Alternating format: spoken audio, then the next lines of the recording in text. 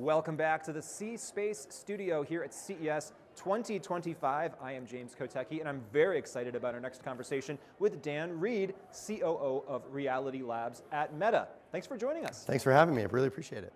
Okay, so Reality Labs, the metaverse, VR, what's going on with Reality Labs and Meta's work in the metaverse right now in general? Let's give us a level set. Sure, it's a really, really exciting time for us. So, this is literally what we changed the name of the company for, to Meta. Yeah.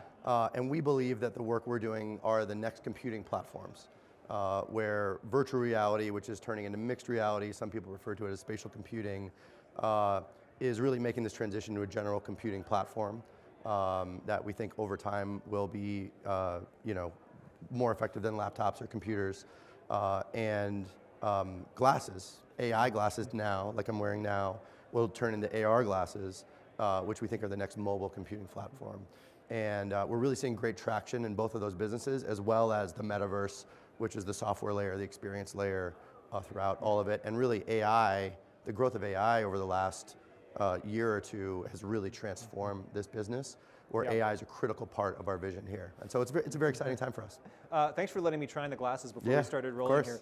Can you explain to folks just the basic components of what you're wearing right now? Sure, so these are the Ray-Ban Meta Smart Glasses. They are, and really they're transitioning to be AI glasses. So they have cameras in here, so they take photo, they take video. They have speakers in the temples here, so you listen to podcasts, listen to music, take calls. But the really exciting thing is the AI in the glasses, where it's not just a chatbot, an assistant, which is of course useful, but that's something you can do on the phone. The AI in the glasses is really exciting because the AI can see what you see, can hear what you hear, it can speak to you privately. So it unlocks these amazing capabilities, which I'm sure we'll get to in a bit. I imagine a future not too far off where I'm wearing a set of those glasses too, and I get hints about what to ask my guests, and they probably get hints about the answers, whether that's from the AI or their PR teams behind the scenes. Yeah. You can imagine a lot of interesting context for that, but I'm curious about the AI component that you mentioned. Yeah. So the way that AI is kind of driving this forward. And so I think, I can't remember when the exact name change was, but I know that in conversations of the past here in the C Space Studio, we've talked about the metaverse, we talked about VR, and AI has kind of continued to rise up as a really prominent trend. So now when we add the latest version of AI and generative AI into the mix for the AR, VR, augmented reality conversation, how does that change the game? It changes the game because it really unlocks, we talk about augmented abilities in this form factor. Because like I described, when the AI can understand your surroundings and speak to you privately while you're on the go without having to pull out your phone, it unlocks amazing things. So one example is live translation. Yeah. So you can be talking to me in Spanish. I don't understand, I don't understand Spanish. I don't speak Spanish, but it will translate it live in my ear. Yeah. And as screens come online, it will translate it on a screen. Yeah. It will give you reminders. So you often forget where you parked your car. It remind you where you parked your car, and then and then bring it back. Live AI is a capability where in real time while you're doing things, the AI can assist you based on what you're seeing. Yeah. So this is just the tip of the iceberg. You can imagine a lot more capabilities that will be coming, like you described, where where it's anticipatory, where it can understand the situation and just give you a little help. So it's really transformed it. And how much of an overlay now or in the future will the glasses be able to put on the reality that I'm seeing? Will it be extremely augmented or just partially, or could it be? Could I black out everything and just go into my own virtual world? Yeah, well, I think that's the continuum of mixed reality to eventually AR glasses, right? Yeah. Where mixed reality it's a screen, but it passes through. So the full screen, you can go full virtual, and but you can also do pass through, so you can see the world around you. And there will be a range within the glasses category where these have no display. Over time, there will be glasses with display, and there's slightly different use cases depending on what you're using it for. So I think there will be a type of device for any use case in any type of situation. Do you think it'll change society or social conventions around the expectations of what the other person is able to hear and see when they're wearing these devices? I know because you told me I have cameras in these and I can hear things in these that you might not be able to hear. Right. Does it change social interactions? It's hard to say. I mean, we're in the very early stages of this. Yeah. what we talk about as bystander signaling is very important to us. So for example, when you take a picture, you see a pretty bright flash, right? Yeah. If you're taking a video, it pulses. And I think there will be a lot of these norms that emerge over time, to your point, because these glasses do give you entirely new capabilities that are very exciting. Yeah. Like eliminating the barrier of language when you're traveling is like pretty amazing, right? That's obviously something that as this technology gets better will change. And I do think there'll be a bunch of those things, but it's kind of early to predict exactly what those will be.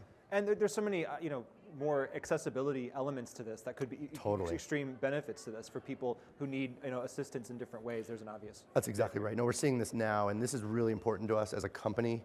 We have nearly 4 billion people on our apps, and these literally go on your face. So making sure that it works for every type of person really matters. Yeah. So we have an inclusive product council where every product goes through this, where we understand how it works for a wide range of people.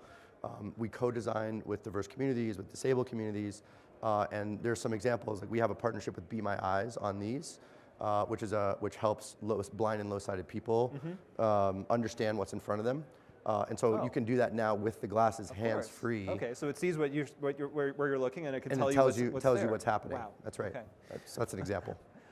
Before you've had a substantial career at Meta, and before that you had a fairly substantial career at the NBA. Yeah, that's right. What have you learned in both of those careers about listening to audiences? Listening to audiences. I mean, look, these are both consumer brands, consumer businesses. Yeah. And so understanding your audience is critical. It just is. And it's funny, the transition we're making in Reality Labs is instructive here because Reality Labs historically has been effectively an R&D department. We are inventing this technology. These things just don't exist in the world. And now we're transitioning to, okay, we need to get very customer focused in terms of different customer segments, different use cases, because now as we're scaling this business and we're looking to sell millions and hundreds of millions of these devices, so we're moving into that phase now. And obviously at the NBA, this is critical to understand who your fans are, whether it's ticket sales or sponsorships or the product on the floor. Yeah, I think a casual observer of the space might have thought, oh, VR was hot, and then it seemed to have diminished a little bit. And what it seems like, from what I'm understanding from you and maybe other conversations, is no, it's kind of gone, and it's kind of continued to evolve, and now a lot of the focus is on the utility and actually useful things. We haven't talked as much in this conversation. I mean, before when you had me put the glasses on, I told the AI to tell me a joke, which it did, and it was very funny. So there are still fun things you can do with it. But I'm just curious about, right now, is this where the focus of the industry and where Meta's focus is more on the utility side versus the quote-unquote fun side, or where does the fun side kind of fit into it for you? It's all of the above. Yeah. We're human beings, so we want to do things and we want to unlock capabilities for ourselves and improve productivity or whatever. But we're human beings. We like to have fun. We want to socialize. It should make your life better on all fronts. So in mixed reality, these things tend to go in hype cycles. Yeah, right? There's a that's what I'm getting big hype cycle around VR, and then it sort of, if you're not paying close attention, it sort of dies down, but the reality of that business continues to grow. Yeah. And what's interesting is it's making this transition from gaming, which has been the first major use case in VR, which you understand why, gaming immersively is amazing. And now it's making this transition into entertainment, into fitness, into learning and education, into productivity, and it's sort of over time, again, that's the path of becoming a general compute platform. Yeah. And that's happening. We're seeing growth in all those areas. But if you're not in the space, it's admittedly under the radar, but we're seeing the growth. And the AI glasses to AR glasses transition is the same thing. Now we've invented the technology, we have product market fit for this product, and now it's about how do we make them useful, how do we help people become aware of it, how do we tell the story of how effective they are. I heard a similar argument in the C Space Studio this year on the blockchain too, which people might have thought is a similar kind of thing, but the person who was sitting where you're sitting was like, no, actually this is really useful and it's really pervasive, but just people aren't thinking about it as much. That's right. So the hype cycle is really more about what maybe people are paying attention to at the moment versus what's actually being useful. That's right. Virtual reality, augmented reality is so much woven into the fabric of science fiction and movies. Is there a piece of science fiction that especially inspires you as you think about what you're building and where you think this is going? I mean, let's start with Metaverse. Was inspired by the book Metaverse, right? Or Snow Crash, right? Yeah. Snow Crash. And so, I think we get inspiration from a variety of different books and movies. But at this point now, we are sort of trying to create our own science fiction in many ways. Like we just announced last fall, what we think are the most advanced AR glasses in the world. We call them Orion.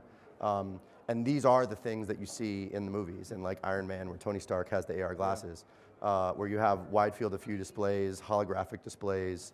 You can watch a movie, you can have multiple screens, you can talk to virtually embodied person, and it has all the same capabilities that these do.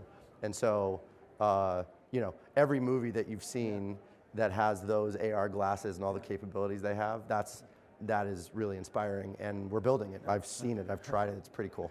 I love that quote. We are creating our own science fiction now. Put that up on a poster. Yeah, Dan there you Reed, go. Cool. Dan Reed, Reality Labs at Meta. Thanks so much for joining us. Thanks today. so much for having me.